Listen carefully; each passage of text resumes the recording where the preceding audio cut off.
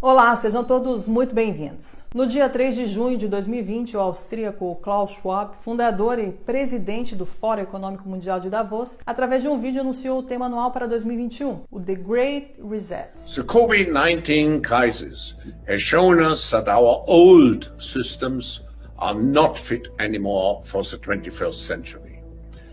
It has laid bare the fundamental lack of social cohesion, fairness, inclusion and equality. In short, we need a great reset. Curiosamente, um modelo muito parecido que vem sendo defendido aí pelo IPCC, que é o International Panel on Climate Change, que é um órgão das Nações Unidas que avalia a ciência relacionada às mudanças climáticas, que tem como garota propaganda Greta Thunberg e seus amiguinhos corporativos como Al Gore e Larry Fink, da Blackwater. Só que essa agenda se encaixa perfeitamente com uma outra agenda. O termo Great Reset se encontra em um documento publicado pela ONU no ano de 2015, onde contém uma análise da situação da população mundial e uma série de propostas. E não é por acaso que este documento é conhecido como Agenda 2020-2030. O tema da Agenda 2030 é um mundo sustentável, que é definido por eles como um mundo de igualdade social, igualdade de gênero, vacinas para todos, através da OMS e da CEP, que é a Coalizão de Inovações e Preparação para Epidemias. Esta é uma organização filantrópica que foi lançada em 2017 pelo Fórum Econômico Mundial, juntamente com a Fundação Bill e Melinda Gates. Eles apelam para o crescimento econômico sustentável, agricultura sustentável, energia sustentável, cidades sustentáveis, industrializações sustentáveis.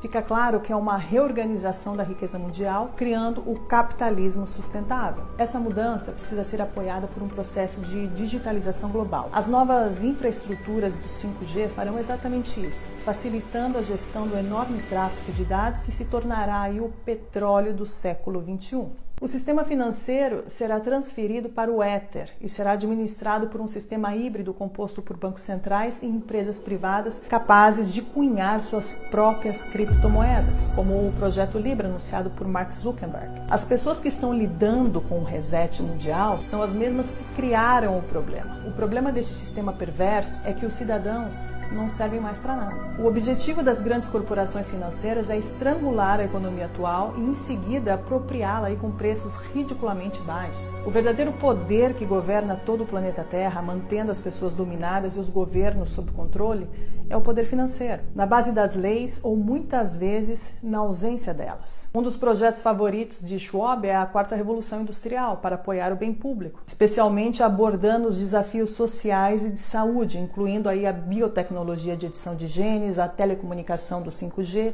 e inteligência artificial. David Icke, conhecido por ser o pai do complotismo, já dizia que a Big Pharma e a indústria farmacêutica de biotecnologia não deixam de ser um mal legalizado. É evidente que desse cenário emerge aí uma massa de perdedores, que aumentará de forma incalculável após o desmantelamento do sistema industrial e a digitalização dos serviços. A grande reconfiguração proposta em Davos não parece ser uma resposta ao alcance de todos, mas aparece como uma solução imposta desta elite, destinada simplesmente a proteger os seus próprios interesses. É curioso notar que a chamada pandemia, com suas políticas de lockdown e de medo, facilita e favorece esse grande reset, nos impondo aí uma mudança drástica, desde a remoção do trabalho, permitindo o avanço digital e bloqueando aí o deslocamento das pessoas. A dívida pública mundial aumentará para níveis nunca vistos. Esta é a consequência das políticas econômicas adotadas para fazer frente aos efeitos de restrições devido à disseminação do Covid-19.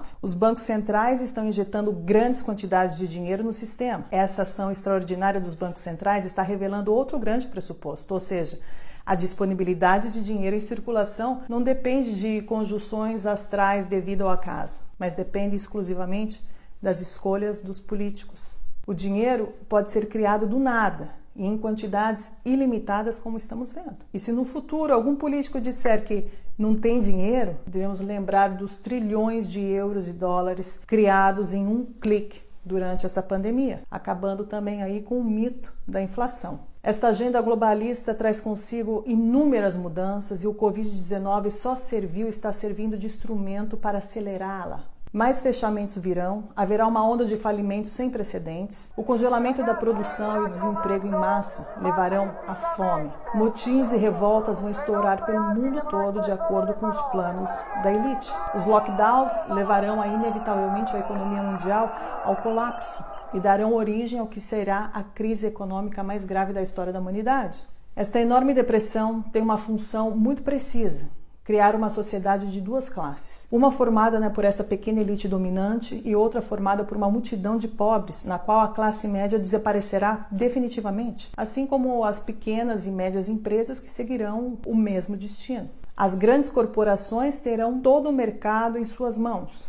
É exatamente esse o objetivo designado pelo Clube de Roma, um dos grupos globalistas mais influentes, fundado e financiado por David Rockefeller em 1972. Com a falta de empregos, as massas não terão alternativas, a não ser aceitar as esmolas do governo para sobreviver. John Perkins, ex-economista, explicou em um de seus livros, Confissões de um Assassino Econômico, o real objetivo do FMI: afundar os países em dívidas que nunca poderão ser saldadas para permitir que grandes grupos privados tenham controle total das economias nacionais. As grandes multinacionais terão domínio absoluto. O globalismo, em outras palavras, quer o fim da propriedade privada. O globalismo avança e com ele o ataque final da nova ordem mundial, onde começa a nos mostrar a sua verdadeira face. Embaixo da máscara deste falso humanitarismo se esconde uma crueldade desumana na forma mais pura do totalitarismo mais perigoso da história, como explica perfeitamente o ex-núncio apostólico Dom Vigano em sua última carta. Esta batalha não é apenas contra as instituições políticas subservientes deste plano. São as próprias palavras de São Paulo em sua carta aos Efésios que explicam o verdadeiro significado desse conflito. Nossa batalha, na verdade, não é contra criaturas feitas de sangue e de carne, mas contra os principados e poderes, contra os governantes deste mundo de trevas, contra os espíritos malignos que vivem nas regiões celestiais. São horas decisivas para o destino da humanidade e do mundo, e esta é a batalha que eu, você e toda a humanidade se encontra neste exato momento.